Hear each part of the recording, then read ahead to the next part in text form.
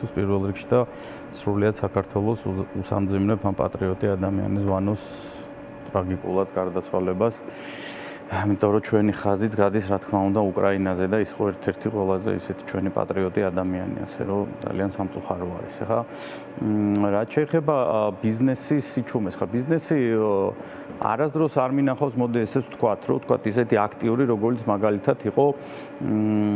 დეკემბრის პერიოდში ახალ წლამდე, როდესაც შეიქმნა პლატფორმა Free Business G, მაგრამ ნუ ჩვენ ძირითადად იქ მაინც 95% ვნახეთ მცირე და საშუალო ბიზნესის წარმომადგენლები იყვნენ და არც თუ ისე ცოტა ვთქვათ ათასობით ადამიანმა, ბიზნესის წარმომადგენელმა, ანუ ბიზნესის დამფუძნებელმა, ეხლა ამას მარტო ვერ გადაწყვიტავდა, რა თქმა უნდა, რიგით თანამშრომელი გამოხატეს თავიანთი პოზიცია, რომ უნდათ ევროპული მომავალი, ითხოვენ ახალ არჩევნებს და ითხოვენ, რა თქმა უნდა, პოლიტპატიმრების განთავისუფლებას, თუმცა რა ვიცი, მე მგონი, რაც დრო გადის, ვიღებთ პირიქით უფრო მეტი პოლიტპატიმარი ემატება დღევანდელ რეალობას. ამიტომ ხა იცით რა, მიჭირს თქვათ გახსენება, რომ ბოლო პერიოდის ანუ მოდი ავიღოთ იგივე თუნდაც შევარდნაძის პერიოდი, ავიღოთ სააკაშვილის პერიოდს, ანუ ბოლო პერიოდზე მაქვს საუბარი, ანუ როდესაც ცვლილებები მოხდა, ხო, გინდა 2003-ში, გინდა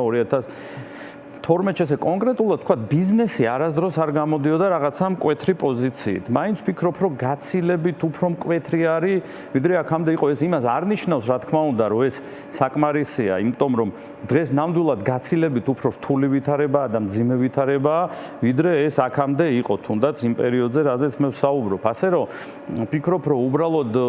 ბიზნესის წარმომადგენლების მხრიდან თქვა და რაღაცა გარკვეულწილად ბიზნეს სექტორში ჩართული ადამიანებს, რომლებიც უფრო ექსპერტებთან არიან დაკავშირებული, მათ განცხადებებს, რა თქმა უნდა, თავისთავად ძალიან მნიშვნელოვანი არის იყოს ისეთი წონიანი ბიზნესმენების განცხადებები გაკეთებული, მაგალითად, როგორც თქვენი წინა სტუმარი იყო, როგორიც არის ბატონი თემურ ჭყორნია, როგორიც არის, თქვა, ნახეთ, რომ ცეზარმა გააკეთა ჩოჩელმა კიდე გუშინ განცხადება, ასე რომ ეხა მოდი იმასაც აუცილებლად შევეხები, რომ იგივე ის ბიზნესმენები, ვისი განცხადებებიც ჩვენ ვნახეთ, როდესაც მთავრობის კანცელარიაში ქონდა კობახიძეს შეხვედრა, ხო, რამდენიმე თვის წინ და ვთქვათ, იქ მიდიოდა ხმამაღლა საუბარი, რომ თურმე ამ ქვეყანაში ყველაფერი კარგად არის, ანუ დამერწმუნეთ, რომ ის ბიზნესმენებიც აცნობიერებენ, თუ რამდენად მძიმე ვითარება არის. ხო, იცი რა, მაშინ ხო ეტყობოდა დამერწმუნეთ, რომ იქ ხა როდესაც საუბარი იყო,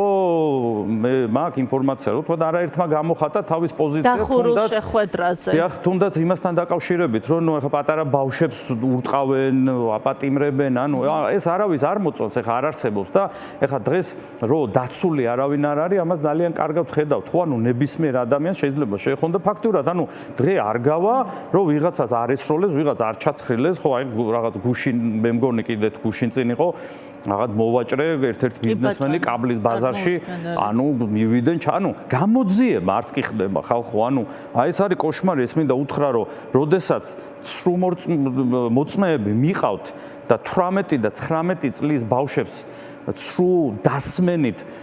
სასჯელს აძლევენ 5 წლიანს, ნუ წარმოუდგენელი ვითარება, ამ ვითარებაში ნამდვილად არ მეკითხავთ, თქვათ რომ ყავს ისეთი პოლიტპატიმრები, როგორიც არის ნიკა მელია, ნიკა გვარამია,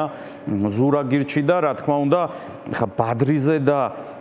მამუკაზე ხო, საერთოდ ხა ეს ადამიანები უბრალოდ პოლიტიკოსები არ არიან, მოდი დავიწყოთ ხა. ამ ადამიანებმა საქართველოში ზოგადად ფინანსური ინსტიტუტი შექმნეს, რომლის წყალობითაც დღეს არაერთი ბიზნესი, მათ შორის ის ბიზნესმენები, რომლებიც ესე ვთქვათ, რომ შეზრდილი არიან მთავრობასთან, არიან რაღაც კარის ბიზნესმენებს ეძახიან, მათ წარმატებულ პროექტებში მიუძღვით წვლილი. ანუ რომელიმე გამოხატა ძალით წავიდა იმაში, პოლიტიკაში თუ როგორ, ანუ იძულებულები გახდნენ ერთ-ერთი დიდი პროექტი, რომელიც რეალურად შეიძლება ქართულ ამერიკული პროექტი ყოფილიყო, დაბლოკეს, რომელიც ამდენი ხანი გაჩერებული იყო და რამდენად მნიშვნელოვანი იყო ჩვენი ქვეყნისთვის და ნუ საუბარი არის ახლა ჩინურ ინვესტიციაზე და არ ვიცი ისიც იქნება თუ არ იქნება. ხა ესეთ ორ ადამიანს, რომელიც ჩვენი ქვეყნის სახეა, რომლებმაც გაიტანეს ევროპაში და სადაც თქვა TBC ბანკის იგივე აქციები არის ლონდონის ბირჟაზე და საერთოდ საჩვენებლად როგორ გამოყავთ, როგორ აპატიმრებენ არაფრის გამო, ანუ აქ რაღაც დანაშაულზე შეიძლება ვილაპარაკოთ, ანუ აქ არის რაღაც, ანუ მით უმეტეს როცა არსებობს ჯარიმაც და პატიმრობაც, ანუ არ იყენებენ ჯარიმას და პირდაპირ აპატიმრებენ, ეს არის, რა თქმა უნდა, ეს განგაში სიგნალი უნდა იყოს ნებისმიერი ბიზნესს. ხა პირდაპირ გეტყვით იმასაც, რომ არჩევნები რო ჩატარდეს ნორმალურ გარემოში, ხო წარმოუდგენელი არის დღეს, რომ უბრალოდ ქართულმა უცნებამ ხმა მიიღოს და დამერწმუნეთ ის ბიზნეს სექტორის წარმომადგენლები დღეს ვინც ჩუმად არიან, არავინ არ მიცემს ხმას და მათ შორის დღეს თუ ვინმე გამოდის პირობითად ვიძახი ბიზნესიდან და კვერს უკრავს დღევანდელ მთავრობას, დამერწმუნეთ, რომ მათი კოლექტივის 90% რა თქმა უნდა არ არის კმაყოფილი და არ არის ამორჩეველი იმ მთავრობის, რომელსაც კვერს უკრავს ესათვის ბიზნესმენი. თუმცა მათ შორის ძალიან დიდი შიშის ფაქტორი გაცილებით უფრო მეტი არის, მინდა ხმამაღლა გითხრათ, შიშის ფაქტორი იმ ბიზნესმენებში, იმიტომ რომ ბოლო მოვლენებმა იგივე რომეო მიქაუტაძის დაპატიმრება მაჩვენა და ძალიან კარგად იციან რამდენად მძიმე ვითარებაში იქნებიან, მომავალში ძალიან კარგად დათვითცნობიერებენ და არ ვიცი, მე მგონი ვიღაცებს პრობლემებიც აქვს ზოგადად ქვეყნიდან ვერ გადიან. ანუ რამდენადაც ზოგადად მეც ინფორმაცია მომივიდა, ასე რომ არ არის. არა, ვერ გეტყვით ესე დეტალურად ზუსტად, მაგრამ თუმცა რაღაცა ზოგადად თოიცით ხა დადის ამასთან დაკავშირებითაც ვიღაცას რაღაცა პრობლემა, ანუ ვერ გეტყვით, რთულია მოკლედ ვითარება. ბატონ ნიკოლოზ, მე მაინტერესებს ძალიან თქვენი